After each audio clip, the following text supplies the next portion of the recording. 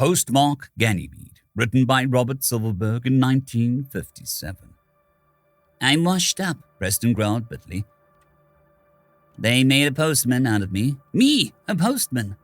He crumpled the assignment memo into a small, hard ball and hurled it at the bristly image of himself in the bar mirror. He hadn't shaved in 3 days, which was how long it had been since he had been notified of his removal from the Space Patrol Service and his transfer to the Postal Delivery. Suddenly, Preston felt a hand on his shoulder and looked up and saw a man in the trim of grey patrolman's uniform. "What do you want, Dawes?" "Chief's been looking for you, Preston. It's time for you to get going on your run." Preston scowled. "Time to go deliver mail, he spat. "Don't they have anything better to do with good spacemen than make letter carriers out of them?" The other man shook his head. "You won't get anywhere grousing about it, Preston. Your papers don't specify which branch you're assigned to, and if they want to make you carry the mail, well, that's it." His voice became suddenly gentle. "Come on, Pres, one last drink, and then let's go. You don't want to spoil a good record, do you?" "No," Preston said reflexively. He gulped his drink and stood up. "Okay, I'm ready. Neither snow nor rain shall stay me from my appointed bounds, or however the damn thing goes."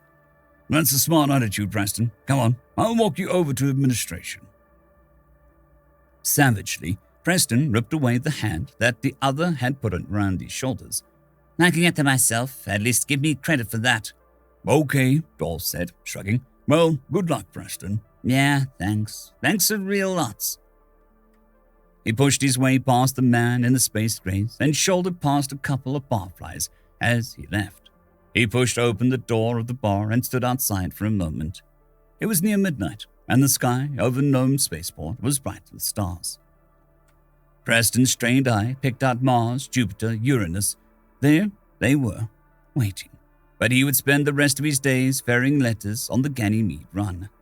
He sucked in the cold night air and summertime Alaska and squared his shoulders. 2 hours later, Preston sat on the controls of a one-man patrol ship, just as he had in the old days. Only the control panel was bare where the firing studs for the heavy guns was found in regular patrol ships. And in the cargo hold, instead of crates of spare ammo, there were 3 bulging sacks of mail destined for the colony of Ganymede. Slight differences, Preston thought, as he set up his blasting pattern. "Okay, Preston," came the voice from the tower. "You've got clearance." "Cheers," Preston said, and yanked the blast lever. The ship jolted upwards, and for a second he felt a little of the old thrill, until he remembered. He took the ship out in space, saw the blackness in his viewplate. The radio cackled. "Come in, postal ship. Come in, postal ship." "I'm in. What do you want?" "Where are your convoy?" a hard voice said. "Patrol ship 08756, Lieutenant Mellows above you. Down at 3 o'clock, patrol ship 10732, Lieutenant Gunderson."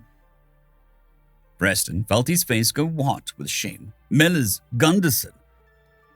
They would stick 2 of his old sidekicks on the job of guarding him. "Please acknowledge," Mellows said. Preston paused, then, "Postal ship 1872, Lieutenant Preston aboard. I acknowledge the message." There was a stunned silence. "Preston? Hell, Preston?" "The one and only," Preston said. "What are you doing on a postal ship?" Mellows asked. "Why don't you ask the chief that? He's the one who yanked me out of the patrol and put me here." "Can you beat that?" Gunderson asked incredulously. "Hellbation on a postal ship." "Yeah, incredible, isn't it?" Preston asked bitterly.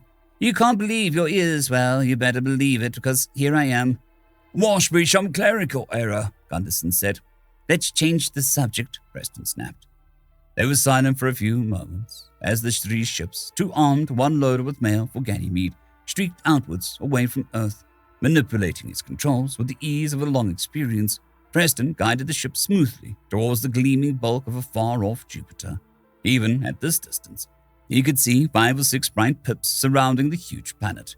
There was Callisto and, there was Ganymede.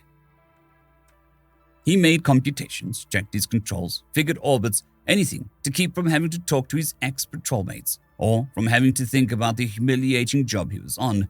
Anything to, "Pirates moving up at 2 o'clock. Preston kept awake. He picked off the location of the pirate ships. There were 2 of them coming up out of the asteroid belt. Small, deadly, compact, they orbited towards him. He pounded the instrument panel in impotent rage, looked for the guns that weren't there. "Don't worry, Prez," came Mellow's voice. "We'll take care of them." "Thanks," Preston said bitterly. He watched as the pirate ship approached, longing to trade places with the men on the patrol ships above and below him. Suddenly, a bright spear of flame lashed out across the space, and the hull of Gunderson's ship glowed cherry red. "I'm okay," Gunderson reported immediately. "Strange took a charge." Preston gripped the controls and threw the ship into a plunging dive that dropped it back behind the protection of both patrol ships. He saw Gunderson and Menace converge on one of the pirates. 2 blue beams licked out, and the pirate ship exploded. But then the second pirate ship swooped down in an unexpected dive. "Look out!" Preston yelled helplessly, but it was too late. Beams ripped into the hull of Menace's ship, and a dark fissure line opened down the side of the ship. Preston smashed his hand against the control panel. Better to die in an honest dogfight than live this way. It was 1 against 1 now, Gunderson against the pirate. Preston dropped back again to take advantage of the patrol ship's protection. "I'm going to try the diversionary tactic," Gunderson said in an untappable tight beam. "Get ready to cut under the streak for Ganymede with all you got." "Check." Preston watched as the tactic got underway. Gunderson's ship traveled in a long, looping spiral that drew the pirate into an upward quadrant of space. His path free, Preston guided his ship under the other 2 and towards the unobstructed freedom. As he looked back, he saw Gunderson streaming for the pirate on the sure collision orbit. He turned away. The score was 2 patrolmen dead, 2 ships wrecked, but the males would get through. Shaking his head, Preston leaned forward over his control board and headed towards Ganymede. The blue-white frozen moon hung beneath him. Preston snapped on the radio. "There. Ganymede colony, come in please. This is your postal ship." The words tasted sour in his mouth.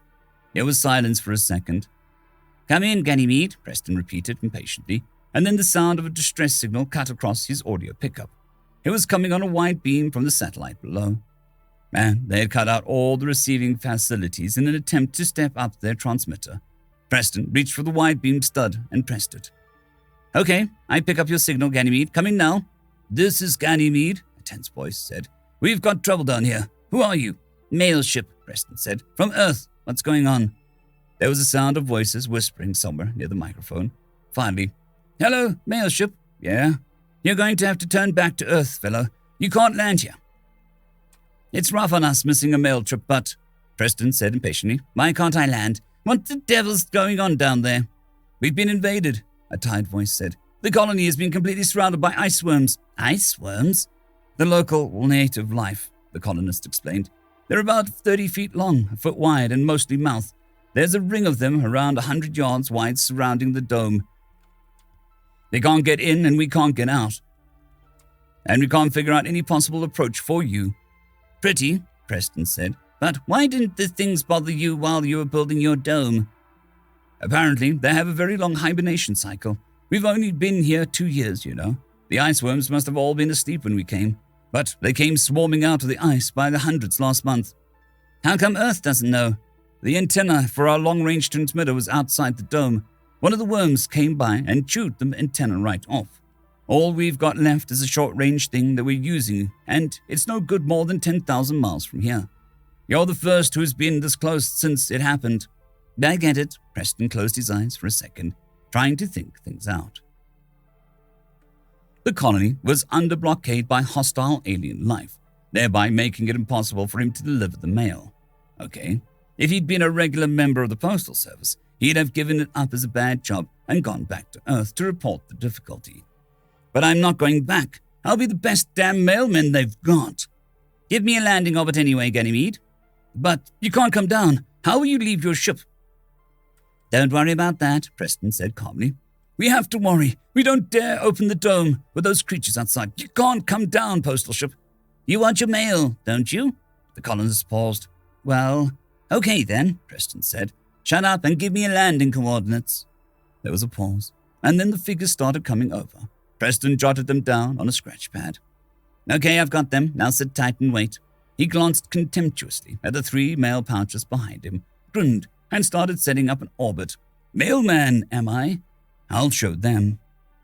He brought the postal ship down with the skill of his years in the patrol, spiraling in around the big satellite of Jupiter as cautiously and as precisely as if he were zeroing in on a pirate lair in the asteroid belt.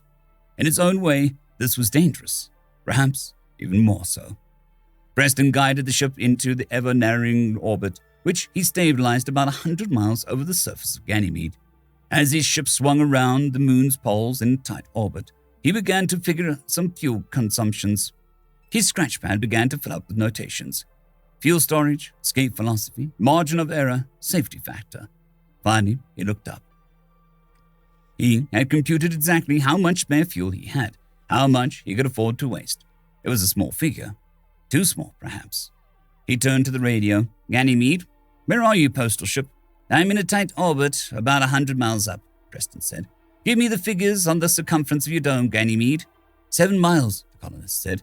"What are you planning to do?" Preston didn't answer. He broke contact and scribbled some more figures. 7 miles of ice swim, sir. That was too much to handle. He had planned on dropping the flaming fuel from them and burning them out, but he couldn't do it that way. He'd have to try a different tactic. Down below, he could see the blue-white ammonia ice that was frozen atmosphere of Ganymede. Shimmering gently amid the whiteness was a transparent yellow of the dome beneath whose curved walls lived the Ganymede colony.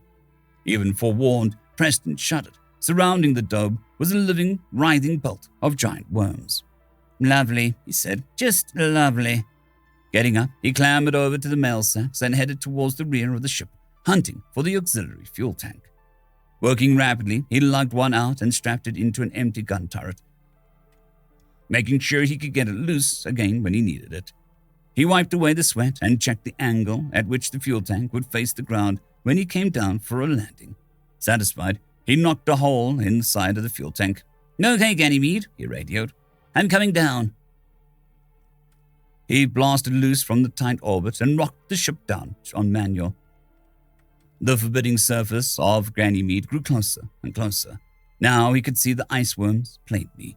Hideous, thick creatures lying coiled in mass around the dome. Preston checked his spacesuit, making sure that it was sealed. The instruments told him that he was about 10 miles above Ganymede now. One more swing around the poles would do it. He peered out as the dome came below and once again snapped on the radio. "I'm going to come down and burn the path through the worms of yours. Watch me carefully and jump to it when you see me land. I want that airlock open, or else, but no buts." He was right overhead now. Just one ordinary type gun would solve the whole problem, he thought. But postal ships didn't get guns. They weren't supposed to need them. He centered the ship as well as he could on the dome below and threw it into automatic pilot. Jumping from the control panel, he ran back towards the gun turret and slammed shut the plexite screen. Its outer wall opened and the fuel tank went tumbling outwards and down. He returned to his control panel and seat and looked about the view screen. He smiled. The fuel tank was lying near the dome, right in the middle of the nest of ice worms. The fuel was leaking from a puncture. The ice worms writhed in from all sides. "Now," Preston said grimly. The ship roared down, jets blasting. The fire licked out, heating the ground, melting snow, ignited the fuel tank. A gigantic flame blazed up, reflected harshly off the snows of Ganymede, and the mindless worms came marching towards the fire, being consumed as still others devoured the bodies of the dead and dying. Preston looked away and concentrated on the business of finding a place to land his ship. The Holocaust still raged as he leapt down from the catwalk of the ship, clutching one of the heavy mail sacks and struggling through the melting snows to the airlock. He grinned. The airlock was open. Arms grabbed him and pulled him through. Someone opened his helmet. "Great job, postman." "There are 2 more mail sacks," Preston said. "Get men after them." The man in charge gestured 2 young colonists who donned spacesuits and dashed through the airlock. Preston watched as they raced the ship, climbed in, and returned a few moments later with mail sacks. "You've got it all," Preston said. "I'm checking out. I'll get word to patrol and get here to clean up that mess for you." "How can we thank you?" the official-looking man asked. "No need to," Preston said casually. "I had to get that mail down here some way, didn't I?" He turned away, smiling to himself. Maybe the chief had known what he was doing when he took this experienced patrolman and dumped him into postal. Delivering the mail to Ganymede had been more hazardous than fighting off half a dozen space pirates. I guess I was wrong, Preston thought. This is no snap job for old men. Preoccupied, he started out through the airlock. The man in charge caught his arm. Say, we don't even know your name. Here you are a hero and... Hero? Preston shrugged. All I did was deliver the mail. It's all in a day's work, you know. The mail's got to get through. End of story. I'd quickly like to thank the T5 peeps. Cold War Boomerwaffen, Severin Cerberus, Bushmaster 177, Henry the Red, Caspar Arnholtz, Cold War Boomerwaffen, Elijah Silvercross, Dragzoon WRE, and Severin Cerberus. Thank you very much.